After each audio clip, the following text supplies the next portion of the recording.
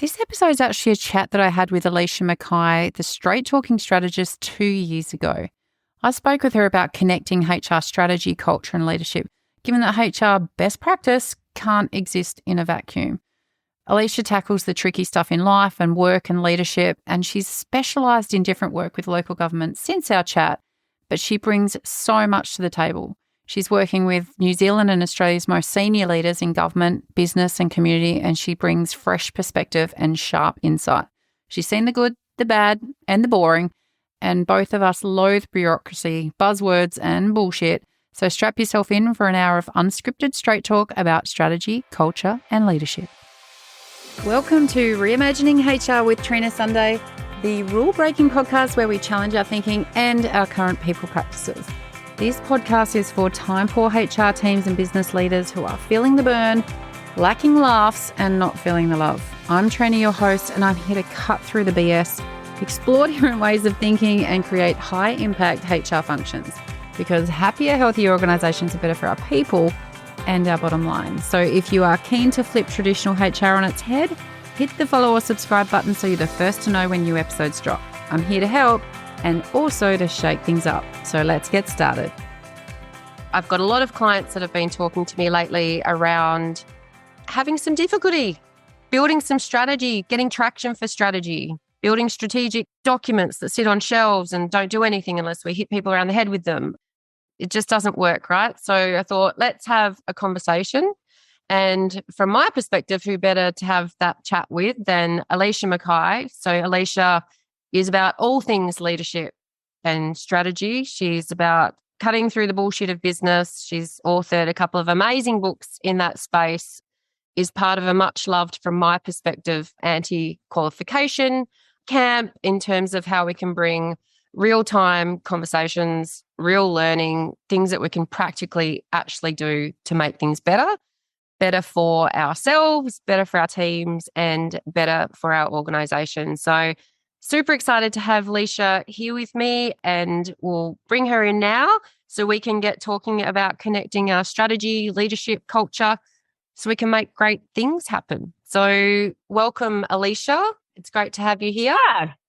Oh, it's nice to be here. And I was just thinking as you're doing your introduction, like I know that's what we're talking about, but also I get this kind of like allergic shiver when we go, we're going to talk about all things HR, leadership, people, strategy, culture, change, agile, transformation, buzzword.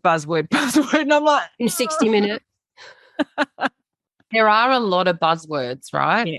It's part of the problem. Like we've got buzzwords on buzzwords, which then means the work we're doing and what we're driving doesn't always land with the people that we need it to land with. No, and I think that's kind of it. Like there's a language piece in here where it's like, oh, see, even me saying that, a language piece.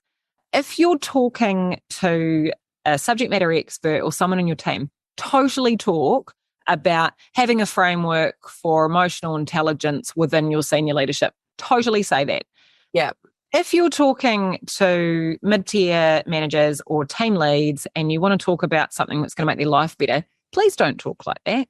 Like tell them that you want to help them to be better at their jobs, or that you would like to point everyone in the same direction, or what, don't talk to them about strategy and culture. They don't even know what they are. In fact, to be fair, a lot of the people who talk about those things don't even know what they are.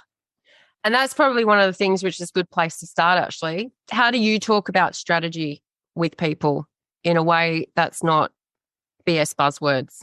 Talk to me about strategy. And honestly, it's even kind of hard. So like, I feel like a bit of a hypocrite a lot of the time because I'm all, oh yeah, no buzzwords, no bullshit. But, then I go to talk about strategy and I'm like, so what's your objective? But, my kind of base explanation is always that strategy is always about change. Mm-hmm. So you don't need a strategy if you want to stay the same. Nobody has a staying the same strategy. Everybody has a strategy when they're in one place and they would like to be somewhere else. Yeah. So strategy is your vehicle for figuring out how you get from where you are now to where you want to be. But what is often misinterpreted in that kind of environment is that people think that equates to a plan. Yes. And so when you say, how are we going to get from here to 2 times growth? They go, we could hire more analysts. We could reach new markets. And you got to go, stop. That's a plan. Like the steps you could take. Strategy is about zooming out and going, what are we all about? And where do we want to be? Cool. That's our why. Got that sussed. And you can sub in vision, mission, purpose, values, like you can sub in a lot there, but the essence of that is it's your why. And then working out how you're going to do it, not what you're going to do, which is money that you want to spend, plans that you're going to make, initiatives you're going to run, products and services you're going to launch, but what your approach is to moving forward. So maybe that's a customer first approach, and you're deciding that your strategic priority is to retain and deepen relationships with your existing customers. What's really cool about that is if you land on that as an approach, that makes your what really easy. You can go, okay, well, if that's what we're doing, here's where our marketing spend goes, here's the kind of people we hire, like here's what we do, because we've made that cool. But if instead you decide, actually, what we need to do is diversify, like we've been stuck in the same lane for too long and it's getting old, we need to refresh who we are to our market and actually get out of this space. We hate it. Well, that's a whole nother strategy that requires a completely different set of actions. And so the guts of strategy is, do you have something you care about enough to want to change? And then have you cut off a bunch of options to focus on how you're going to get there? And then the other stuff just mostly takes care of itself. It's the clarity of those two steps that's usually missing. Yeah. In your experience, so, because I think there is a lot that in what I see a lot is plans on plans. Yeah. Right? So, and I feel like a lot of strategy is actually operational planning badly disguised. And I do think I've seen quite a lot of strategy for status quo, by the way, to pick up something, where I think there's some self-protection in some organizations where, no, it's really convenient for us to write a strategy that we know we're already smashing so that we don't get attention from the board. So there's some elements of that, which is where culture can sometimes come in. But how do you often work with teams to get them to zoom out? I want to pick up on the point you've made there about strategy or the world that it lives in being used as a stick to beat people with, because if you've got a performance framework or a way to track progress against your goals, which is perverted and actually used as a disincentive for people, then that's really problematic. Like if you're doing an annual plan and you're like, here's what we want to do. We want to double our revenue and we want to reach new markets and we want to hire new people and do all this new stuff. And then you use those goals as a way to punish your leadership team as a board or to not give you staff bonuses if you're the leaders, then of course people are going to create you boring, risk-averse ones, right? Yeah. You can't do that. And if you are wondering... do that, everyone. You can't do it. There you go. You heard it first. You can't do it. So in my experience, every leadership team or board that I work with that tells me with their mouth, we need people to take more risks. People here are too risk-averse. Well, there's a reason for that. And the reason is, A, you're actually risk-averse. And every time they put their head above the parapet, you knock them down. And B, there's no incentive for them to do anything new. Yep. So that's your job, to create the environment where they want to take risks and they feel safe doing it. Yeah.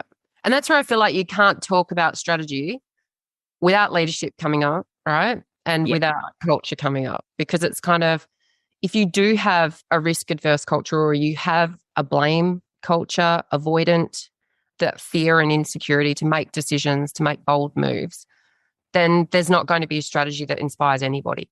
Oh, 100. And it starts at the top, right? So I had an example recently, which I thought was quite good, which is a bit of a lane change, but makes the point. Where in rural Victoria, when everyone in rural Victoria was in lockdown, a large government agency that deals with those places, unnamed, was trying to make a relief fit to support their people who were stuck at home. They're all in ISO. They can't get into the town to get what they need. And they're like, shit, this is no good. And so they sent out a really thoughtful email around wellbeing. And they said, look, here's a memo, and we just need you to know that work is not your priority right now. And if you have to be with your family and look after your own physical and mental health, that's what matters most to us. Now, that's great. But that email was sent at 11:30 p.m. on a Sunday. Right. So at that point, it doesn't matter what the email says because there's no walking the talk from the top. Yeah. And that's the thing about boundaries, right? It's that leaders that will say, I don't expect that you're going to put in the hours that I'm putting in, and that martyrdom that comes through. And it's like, come on. It's the symbolism of it when you've got people that are wearing that badge of honor in terms of the hours that they're doing or what's happening. Oh, I'm so tired. I had to work right through last night to get this strategy into the board. And so what you're saying is, hey, if you're like a pleb like you don't have to. But if you want to be at the top like me, if you want to succeed in this place, this is what it takes. That's what you're saying with your behavior. And if you have done a good job of hiring ambitious staff that really give a shit, which hopefully you have, well, they're going to take that on board and go, okay, well, I want to be a leader, so I'm going to have to do that. And it's like, I tell my kids not to swear, and I swear. Yeah, not great. But the thing is, they don't swear in front of me. And here's an important point, I reckon, because I say to my kids, look, it's not okay for you to swear, but then I regularly swear. They may not swear in front of me, but make no mistake, they will be swearing. Yeah. It's then what's visible versus what's invisible. And I think that true change is going to come from where we have transparency and visibility over where it is that we're going and who's coming along with us. Try not to say on the journey because. And since COVID, not only are they on a journey, they've got roadmaps, they've got blueprints, they've got it's good, isn't it? Yeah. But to come to your point around, okay, how do you get people in the right headspace? It's actually not very complicated. We just make it really hard. And so there's kind of two important components of it. Like if we accept that the why and the how are the most important kind of strategic pillars and that the what comes after that, well, getting people tapped into the why and pulling them out of their own headspace, it's just asking them really important questions like, why do you actually care about this work? And how does what we do make other people's lives better? Tell me about that. So it's all of a sudden going, instead of focusing right now on what's in front of you and what's in your email, go and look, just put your head out the window and think about how you're affecting your customers and your audience and, your community. So that's the first one. And then the second one is to push out horizon. So if we're talking why still, is to push out horizon. So we're not good at thinking about 10 or 20 years in the future. And one of my favorite things to do is a technique that was pioneered by Cameron Herold, and it's called vivid vision. I have people write me a story and it's set 3 or 5 or 10 or 20 years in the future. And I say, I want you to write me a story. And right now it's April 2042 and you still work here. Can you believe it? I want you to write what it's like for you to come to work in 2042. What do you see? What's the headline on the newspaper? Who's here? What have you been doing? What does it smell like? What does it look like? Write me a really cool story. And so people write these visionary stories where they're like, I send my hologram into our Asia office to connect with the innovation work. Yeah. And once you've done that and you've thrown your perspective that far out, it unlocks a piece of your brain that can see and feel it. Because otherwise you can't connect to it. Yeah. And so we did that here recently, but it's 2027. We're like, it's 2027. Here's a letter I'm writing you guys from 2027. And holy crap, it's so great. Here's what my day looked like this morning. It's so good, right? It's how you get your why. Your how stuff is generally about alignment. So you don't need most of your team to figure out what your strategy is in terms of the approach. That's a trade-off conversation that's had between your executive and your board. That's fine. They make the recommendation, the board decides, you move on. What lets people down is that they don't line up the way they work with what they say they care about. It might be that you are an education provider who doesn't fund professional development for your staff in times of financial constraint. Yep. If you don't line up what you do with what you say you do, it doesn't work. It might be that you're a wellbeing company that doesn't provide any mental health support for your staff. It might be that you have an organisational value around making work easy or making people's lives easy, but your procurement system is so frustrating that your suppliers can't get paid and half your payroll's messed up.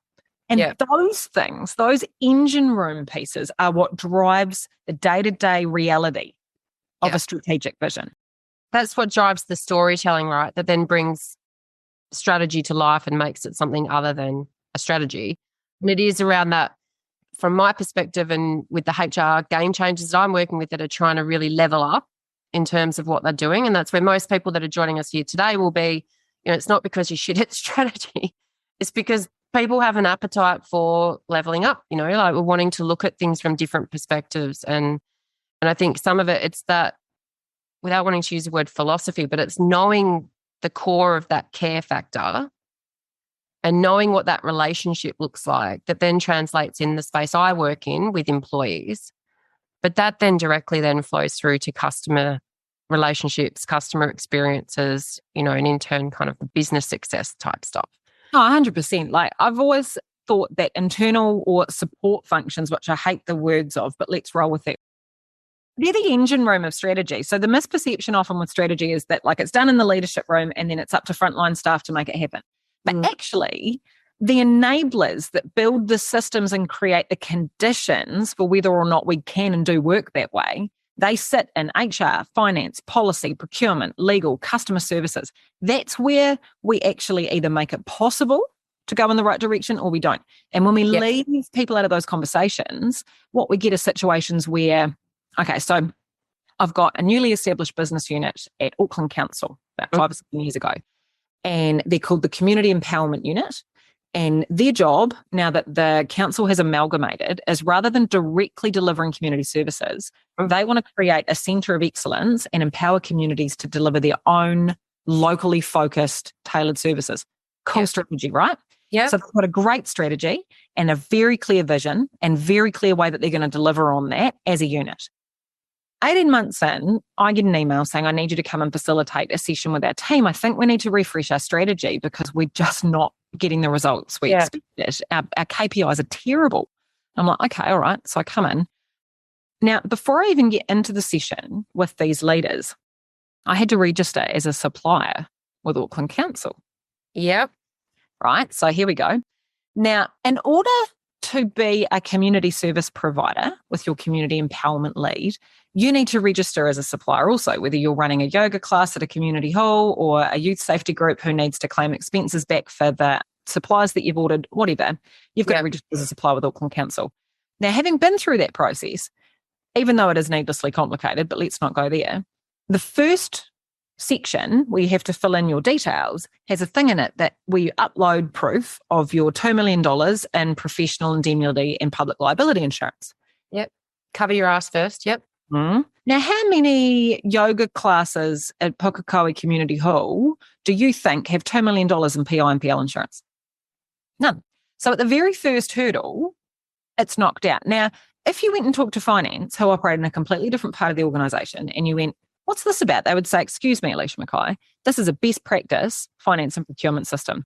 It mitigates as much risk as is possible. And we've actually done a presentation about this at the Finance Dudes conference where everybody lauded us for how amazing our procurement system was. And you know what? They're right.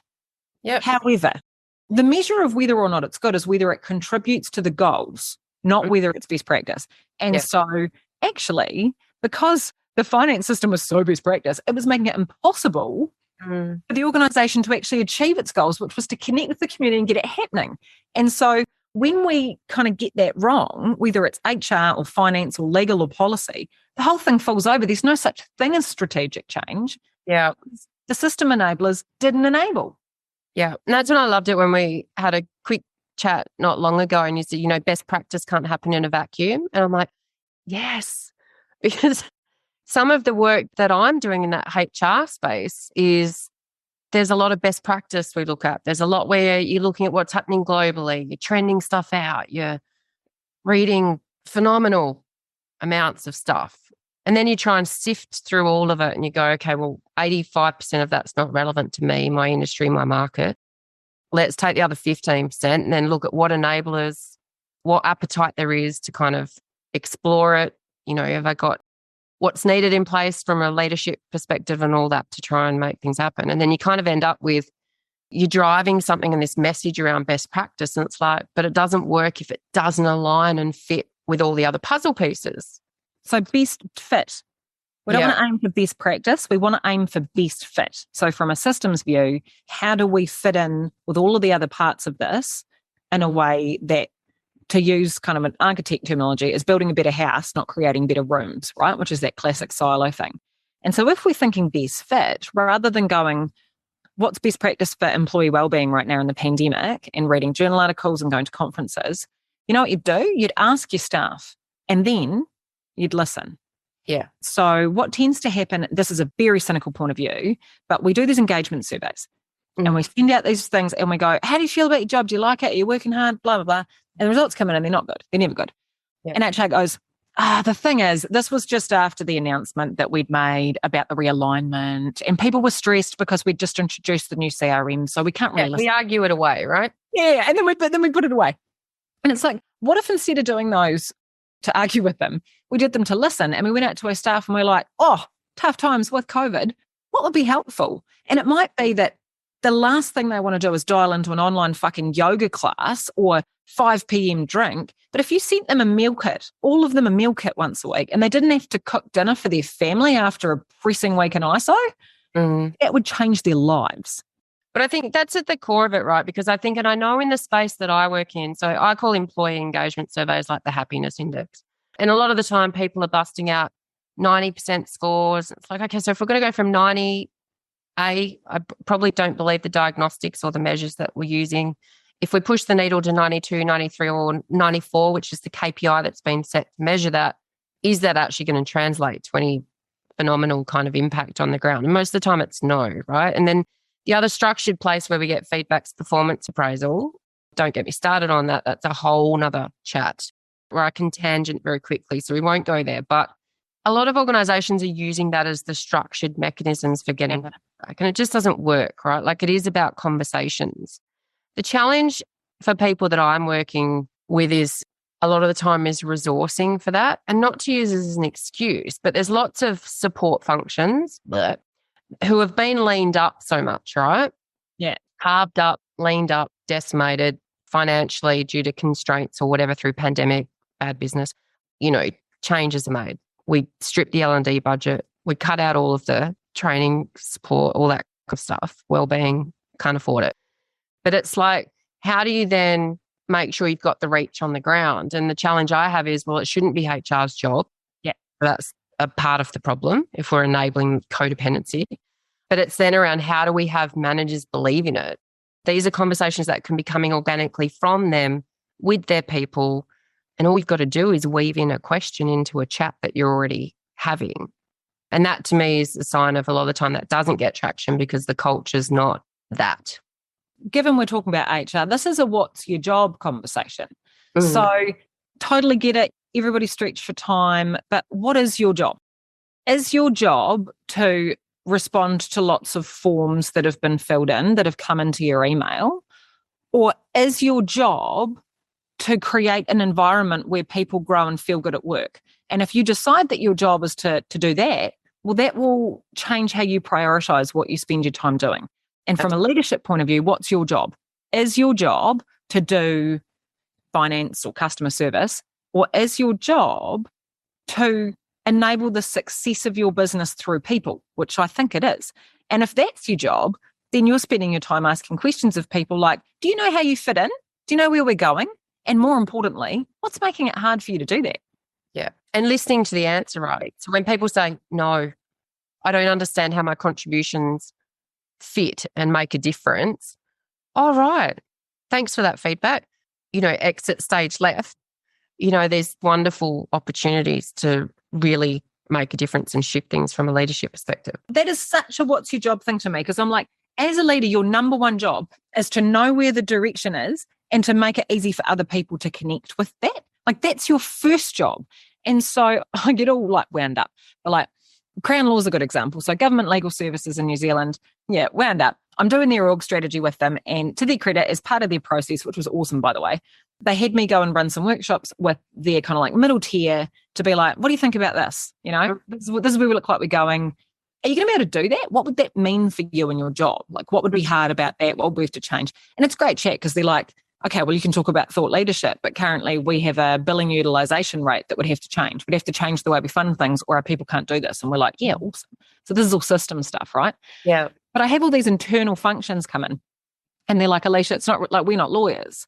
So if you're going to talk about, creating social good and, providing thought leadership for the legal community, we can't do that because we're IT and libraries. And at this point, I pretty much like throw my whiteboard marker on the ground and I'm like, are you fucking kidding me? I'm like, these people want to be thought leaders and out there telling the lawyers how to do their job. How the fuck are they going to do that if they can't access previous case files in a logical way, and they haven't got support to prepare and disseminate materials? Yeah. And IT doesn't let them do it. Like, are you kidding me? You guys are the most important part. And they're like, oh, yeah. And I'm thinking, shouldn't be me telling you this. It should be leaders who are going, you guys are so critical in your piece to how this place works. And I want to make it easy for you to be great. So tell me, what's making it hard? And the stupid thing about that is, especially when I go in and run in Crown Law, they're awesome, actually. They're like teachers' pet students out of some of the places I've worked with. But people want me to run them so they feel comfortable expressing feedback that isn't career limiting. But every time I go and run them, and to be fair, people are a bit more like brash with me and honest with me. And they're like, oh, look, stupid. And I'm like, yeah, tell me about it. Tell me more. They've told everybody this more than once. They've filled in an engagement survey where they've gone, we can't even share a cost code. What do you mean collaboration? Where they've said, our job description or our salary bands make it impossible for us to do what you want us to do. Where we've said, we can't have the agile workforce you've put on the poster because our current recruitment procedure is so lengthy and needs so many approvals that I can't act fast enough to get good talent, and I can't offer them $5,000 more because it's out of my delegations. Like, they have told you this. Yeah. But you didn't listen. Yeah. And I think it's frustrating as an external person where you can see from the internal support functions perspective where they're like, I've said this 50 million times. And then you come in as the external person, you say the exact same thing and an exec team listens to you. Yeah. And it's like, and so I'm really careful around saying, this is what your team have been telling you. This is what, like now's the time to listen. But you watch physically support function, and we need to stop saying that. But, these kind of. What about like enablement wizards or like the people that actually make it possible for you to be fucking awesome? Like, what would you like to use it instead? If anyone's got some suggestions for that, we'd love to hear it. But I think that it is about enablement, right? And I think it's the same for that leadership piece where it's not about leadership development programs and all this kind of crap a lot of the time of forcing people into a room where 80% of the people in the room don't feel like they need to be there because it's come from a leadership competency framework that's been built. And then we're going to force everyone through this funnel. But it's that manager enablement bit as well, where it's then like, because I do think to your point around this is leaders' number one job, right? I probably work with a lot of leaders that would not acknowledge that that's the number one part of their job. Because probably no one's told them and supported them in that is their job. No one's gone, like when they got the last promotion, so they were like the best accountant in town, and then they were the team leader of the accountants, and then they were the finance manager, and now they're the CFO. And no one at any point along that journey has stopped and said, hey, you don't need to know that much accounting now. Your job now is actually about enabling the future of your business through the people you lead. So can you just put 30% of your time there? No one has said that. So how could they possibly know? Because it's like we onboard people when they come in as a grad and then we don't give them any transition support when they move upwards and anything in between. So it's like we leave people to fend for themselves and then miss all of that alignment, right? Because it is about alignment. It's all about alignment. It isn't straight up and down. So I like that you used the word enable before, because the model that we use in our business and that we're starting to try and use more broadly with clients is kind of this like 2x2 matrix, right? And so we're like, okay, what are the two kind of key variables that change what people do in our business? And so in ours, we've got you either make things up or you make things happen as the vertical axis, and you're either backstage or on stage as our horizontal axis. So what we end up with is, if you're me, you are on stage and you make things up. And so my job is to enlighten. It's to sense make and provide everyone else in my team something they can work with. Intellectual property, getting on stage, keynote speaking, bringing in clients. My job is to do the enlighten stuff. And that's my home. And I've got lots of different connections to different parts of the business, but that's my home. Now, if you're on stage, but your job is to make things happen, then you're the empower matrix, empower quadrant. And so that's our facilitators and delivery staff and coaches who use what I made up and actually use that to empower people to change their lives. Yeah. Move along one quadrant and you've got backstage and make things happen. And that's our enabling quadrant. And so that's operations and our HR and our, all this kind of back end stuff, which if that doesn't happen, nothing else works. And then the top quadrant is our elevate quadrant, which is where you make things up and you backstage. So it's marketing, sales, production, video, design, that kind of stuff. What we do when we have these conversations is we go, right, so there's no hierarchy here. What there is a web. There is a web of mutual reliance and accountability. And there are strings that run through each of these quadrants that connect us. And you rely on every part of this business. So nobody's better than anyone, including me, right? You rely on people for different things and you're accountable to them for different things. But if you don't stay in your zone enough, the whole system falls over. And so that zone chat that's just going from the very beginning, we're not giving you a role title that sits in a bloody structure, which is designed for silo. We're going, what's your piece of the puzzle and how are you so important in making it all work? And it's a completely different chat from, Oh, you're over there and you report to so-and-so and that feeds up through there in your KPIs about something that has nothing to do with our big objective, right? I think it's part of the benefit because it's a phenomenal model, right? Because it's all built around interconnectedness. We start there. We start at, Yeah. Yeah. And I think that's the challenge with traditional large-scale organizations that we've built around hierarchy. We've built in systemically power structures. We built silos. Literally. And we draw them.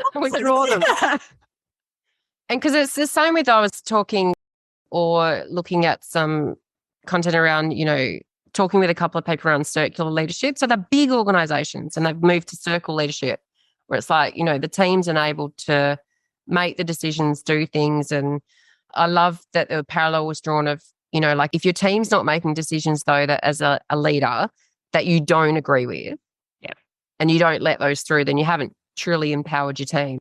If you're building these kind of fake, innovative team management structures, but then you're wanting to sign off on everything or everything that's ever happened you've approved, well, it's approval and you've still built decision-making hierarchy, and even though you're trying to build a different way of looking at it.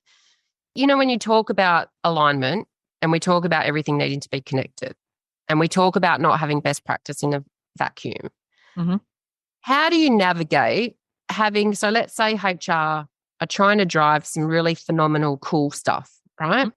They are on board. They've made the transition from HR strategy to people strategy, which, in my world, like there's quite a difference, and they're trying to do amazing things. But the other things that they need to connect to or the other areas they need to connect to are not thinking the same, not aligned, not connected. How do you cut through?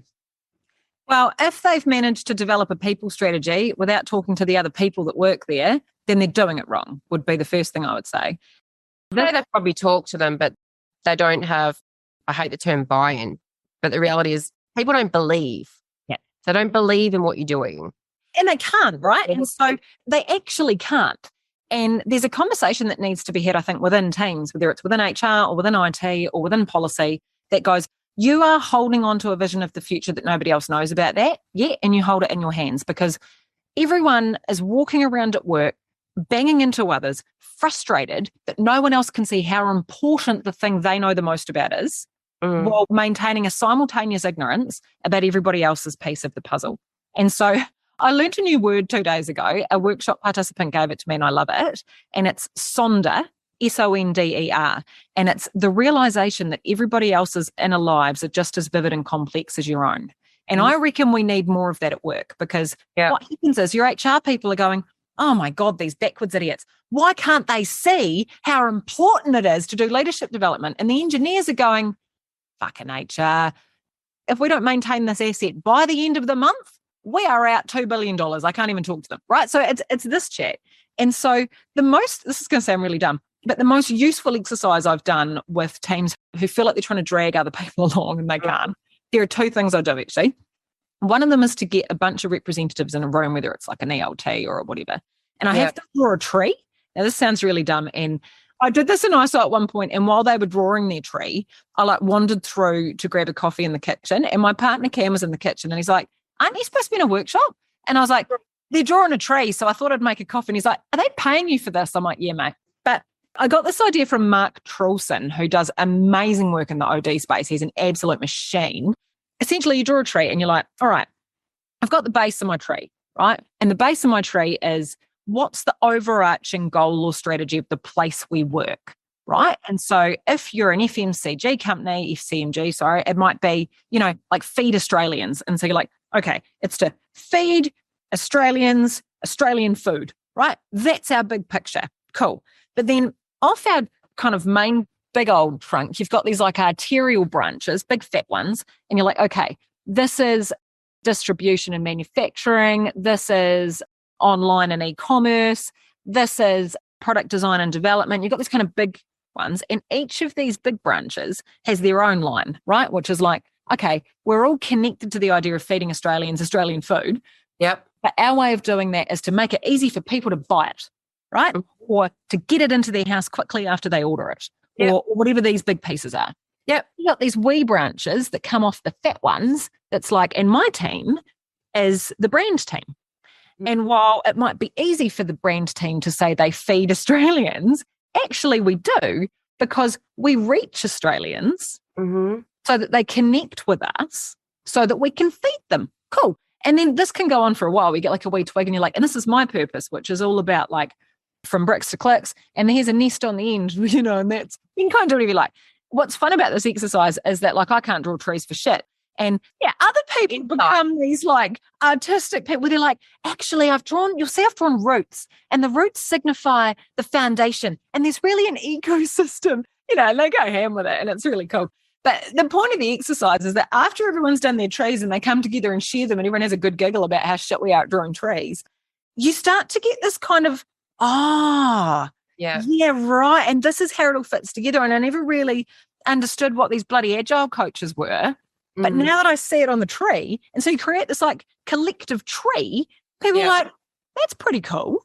And so it's actually, and I don't care if you draw a tree or a web or what you do, but the point is, have you provided a way for people to understand how everything else works rather than staying in their own box? Because they can't know on purpose. And doing a thing where every team does a presentation at a stand-up and talks about what's been going on for them. Everybody hates that shit. That's not fun. Like, that's not direct. It's not a conversation. That's a lecture. It needs to be in conversation. So that's one thing I do. The second thing I do that is absolutely amazing is I do role plays for people. Because what's really hard to do is to change your opinion without looking dumb. It's just hard. We don't make it easy. And so instead, you just do a fun thing where you're like, okay, you're the customer service person today, and you're a customer today, and you're the boss today, and you're the chairman.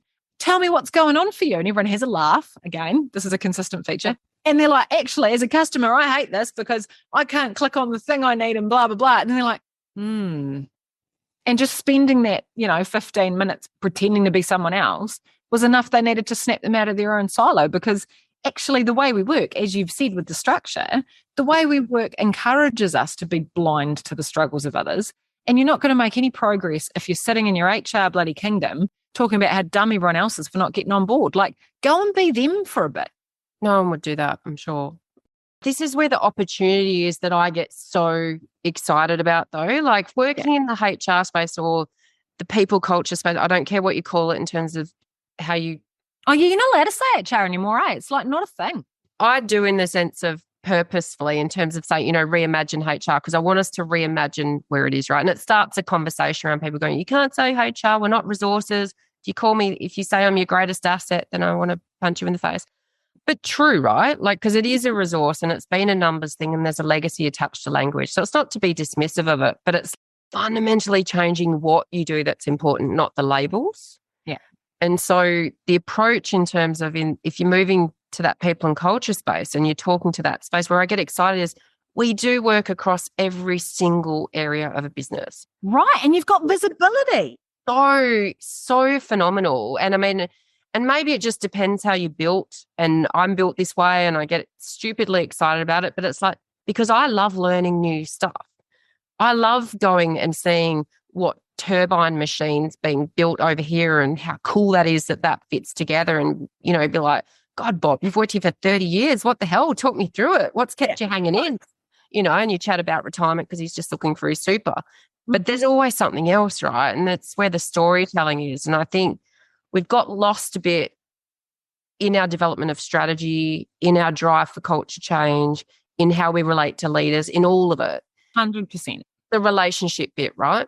Now, what you got right about the chat with your wind engineer is that you didn't say, here's why it's great to be a wind engineer. Here's a PowerPoint slide with 6 bullet points on it to enable you to see your piece of the puzzle. You said, this is cool. How did you do it?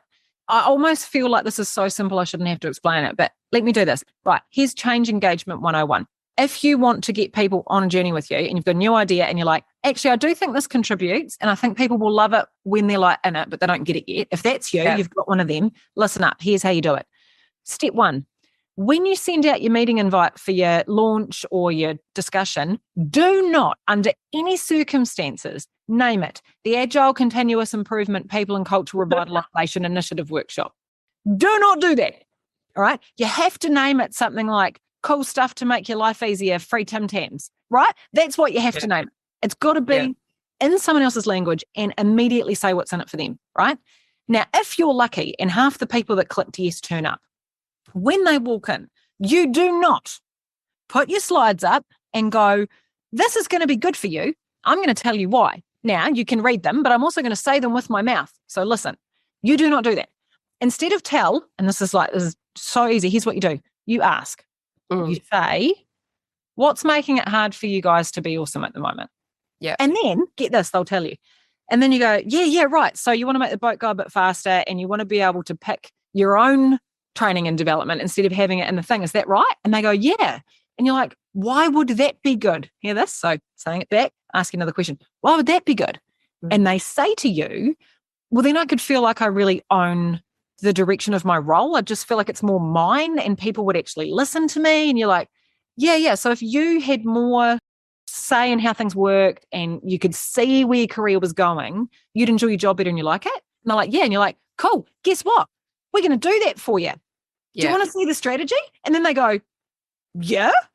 And then you chat about it. And then get this, once you've chatted about it, which again is a conversation, not a lecture, you then go, how do you see this working for you? What do you need from us to make it happen? Question. And then they tell you, and then you give it to them. Yeah. It's really easy. And all you need is Tim Tams. You don't even need a projector. Save on AV and use your AV budget on consumables. Yeah. On board. And then just make it engaging and ask people questions instead of giving them a fucking lecture. And they'll be on board so fast because you've connected to their actual lives. You've given them space to think about how it works for them. And then you've made it easy for them. Yeah. You didn't even have to know anything. You know what's cool about that? You don't have to know about the strategy. You just have to ask good questions. But a lot of the time, don't you find, though, that you do know what those answers are? Because a lot of the time people are tuned in and the strategy is not so off the mark. And that's why you can then say, well, this is why we're thinking, I think we've got you covered here. Because, but the problem is being able to show that you didn't develop it, right? It's that it's come from your people. It's come from, that place, because that's where ownership comes from. And accuracy is a very poor goal. You can either have accuracy or you can have alignment. And I'll tell you which one gets results in a business, and it's not accuracy. I don't care if you know the right answer. Being right doesn't get things done. It's a very lonely space to live, being right all the time. So instead, if you focused on delivering things that people wanted, you get there. But the thing I always try to explain to people about strategy is I'm like, what you don't want is a strategy. If you give me 45 minutes and an internet connection and maybe a Canva account, I can give you a strategy that you will be genuinely blown away by. You'll be like, how does she know? You'll read the one pager and you'll be like, we are the innovative leaders at the front of agriculture. And we do value telling the truth and respecting our clients. Wow, how did she know? Perfect. She even knows right. That's easy. That bit, anyone can do that. Yeah. Not anyone. I'm underselling it, but anyone, that's not the thing. You know what the answers are. You know what pisses them off and you know how to fix it, but that doesn't help you. What helps you is the connection to people, and taking them on a journey actually means having them sell themselves on it. Yeah. Because that's what builds, the how coming to life, right? And so I think that that's absolutely at the core of it. And I know I'm just thinking of this client having a tough time right now is absolutely built to drive people change in the way that you describe. Yeah. But they're in an organization where that approach just doesn't fly. So they're not empowered to walk into a room and to be like, talk to me about how we can make your life easier so you can smashing it out of the park, right? What is HR if not that? Yeah. And I think this is the challenge for a lot of my clients is that, and this is why the culture is that I call it the handbrake for effectiveness, right? It stops anything from working. That's cool. And it's kind of trying to work with them around how you kind of work through that. And it means that sometimes you've got additional stuff to do before you get to step into that room and have the conversation that you need to have. Here's a grenade though. What if you just did it? Yes. So another client did that. They're in a new job now. The new job better? Yes. And so this is the thing, right? A lot of the time we talk about the fact that our organization's culture is avoidant or it's fear-based or it's a risk averse, right? We have to step into our own power as change makers around how far we're prepared to go. Now, there's an element of risk you need to look at for that. I'm a sole income earner, I'm a single mum, or I don't have the capacity to absorb any loss of salary, blah, blah, blah. There's lots of real life stuff that you have to factor in. So I'm not being dismissive of that, but it's like, if at your core, you know you want to work in a different way and make a difference, those are opportunities for you to get real-time feedback that place is never going to be the right place for you to thrive. And it's that conversation around survive, thrive. I don't want to survive. Imagine that, okay, worst case scenario, you lose your job. So you go home and you're in alignment with your values, but you are worried about being broke. And so, first of all, you're in a buyer's market with your skill set. Yeah. Right? So you get out there, seller's market? Anyway, employees market. So you get out there. Employee market, yeah. You've got a bunch of people that want to give you a job. And at the interview, they go, oh, could you tell me what happened at your last place of employment? And you say, I was passionate about connecting people to the strategy, that instead of following the bureaucratic process, I went and connected with the staff and fed that back to leadership, but they didn't like it. So we weren't a good fit. I was happy to leave. And so the reason you left was because you cared about doing something in an awesome way. Who doesn't want to say that in a job interview? How much better is that actually as a story than I was really successful in my last role? You go, I cared so much and I wasn't prepared to have my values compromised and I made shit happen. You know what? I lost my job over it. Do you want me to work for you? And they will be like, yes, we do. Yeah. And if they say no and reject you, and this is what I say to my coaching clients, it's like, it's a gift. Yeah. It is a gift for people to turn you away at an interview because your approach doesn't fit them. It's like, if it's not in alignment to how you want to work. Yeah. How good to learn that so early? Learn it before you go in, because it's hard when you're in, and then you're trying to find new information to figure out, is it me? And this is where it's about, I bring woo-woo stuff into sides of my business and people are like, what's woo-woo? Like, it's like, because it's like intuition stuff, right? Yes. You've got to tap into the vibe. It's the vibe of it. It's the castle. It's, it is about trying to trust that. And I think if you lose it, any attempt, especially in the people strategy space, isn't going to stick. And totally. I don't believe you. Let's be clear on vibes, trainer, because if you want the science for vibes are that your body has stored collective memory of cues and micro cues and situations that enable you to make good judgments around character and choices. And sometimes the logic of your brain of the professional persona you've created make it difficult for you to have that as a thought, because your brain's one part where you've got a whole neuron system that's got a memory in it, but your gut's another. So your gut's got a whole lot of stuff that's stored from experiences you've had. It's not woo-woo shit. It's just information that you access on a different level that you find hard to do when you're being polite in a job interview. I can't wait to share with you the next woo-woo event that I have run through the platform. Yeah. But it is, because it's about energy as well, right? It's energy out, energy in. And it's kind of like, so when you're having those conversations, like, your Change 101 example, and there's a free flow of energy. When you're going in and you're presenting something, you've straight away got a barrier around the fact that you're sucking the energy out of the room for a start, because it's boring. But there's not engagement. And where there's no engagement, there's no energy. And honestly, you want to talk about alignment. If you are doing a job where the purpose of your job is to support other people to thrive, and you are not thriving or supported to thrive, there's no way you can help other people do that, because you're already out of alignment. It's not your fault, but it's just that it doesn't work. And people know. They just know. And the same way that the wellbeing email didn't land because the leader had no wellbeing, and the training company who cut their staff's learning and development budget didn't keep good people. You've got that at a personal level too, where if you're not thriving, there's no way you can do that as an HR professional to help other people do it. So either figure out what your delegations actually are, which are probably higher than you think, take a punt, have a stab and have a go, see what happens. 60% of the time, that's actually going to work out great. 40% of the time it's not, which is brilliant, because that's a piece of information about whether this place is for you or not. And then you move on. Great. I've never seen a delegation that's written that says that you specifically can't have a conversation with someone. It's generally always built in governance.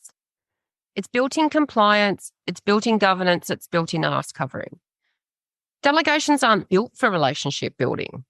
And they're certainly not built for nurturing them. They're certainly not built for maintaining them, fostering them. This is some mic drop shit right here. When people are like, I can't run that workshop. And you're like, do your delegations expressly forbid conversation? Because I don't think they do. Mic drop. That is so good. I'm going to take it somewhere else. It's going to come up in the workshop and I'm going to be like, this Australian HR expert that I know, Trina Sunday, she once said, I've never seen a delegation except once that said you can't have a conversation. And they'll be like, whoa, it'll be great. And when I say that one time, and just to contextualize, like in some work with a client yesterday, they showed me a relationship matrix.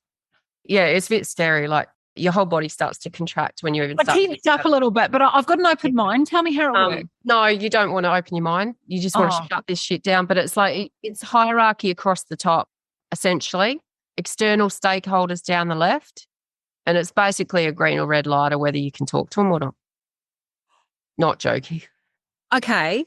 Don't tell me who this company is, but what I want you to do after this, just for fun, is to go on their website and the bit where it says drop down our values and our mission, just click on that and see what it says.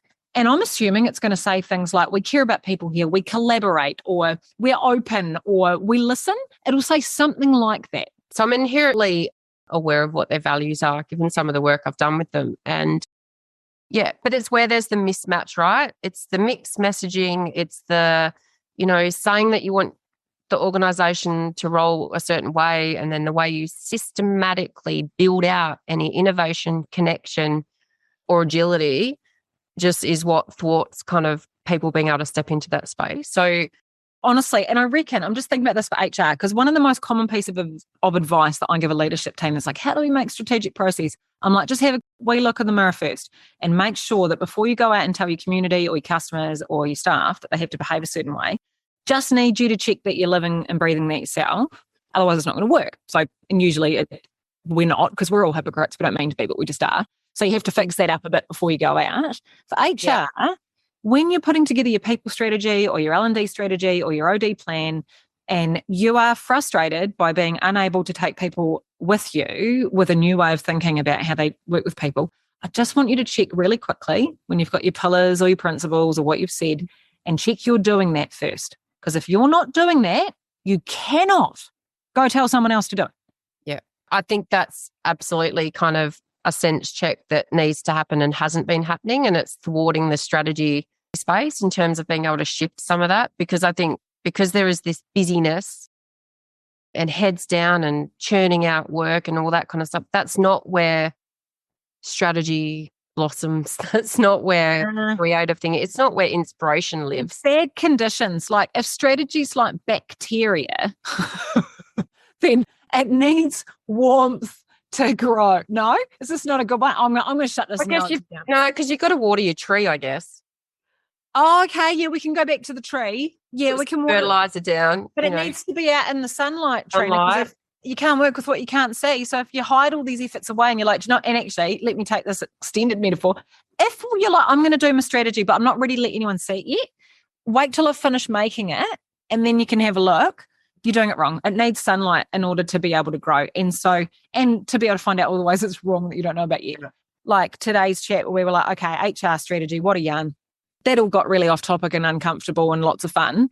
Here's what you'd take from it. You have to have a direction that you care about enough to change for, right? You've got to have a why that people actually care about in order to even think about getting anyone on board with strategy and change. You've got to know which path you're taking. It doesn't matter whether it's the right path. It's like if you want to lose weight and you're like, should I do keto or Jenny Craig or Weight Watchers or go to the gym? Doesn't matter. What matters is you pick a path and stick to it. Like you'll get the result, but just know where you're going. And before you try and figure out anything transformational or with a multi-column table, check if you are lining up to deliver on that or if you're making it hard, right? Just check whether you're making it easy to get there or hard and turn the mirror on yourself first. Before you try and come up with a new employee wellbeing program, just go, if we've said health first, are we living that? And are we making it easy or are we making that hard?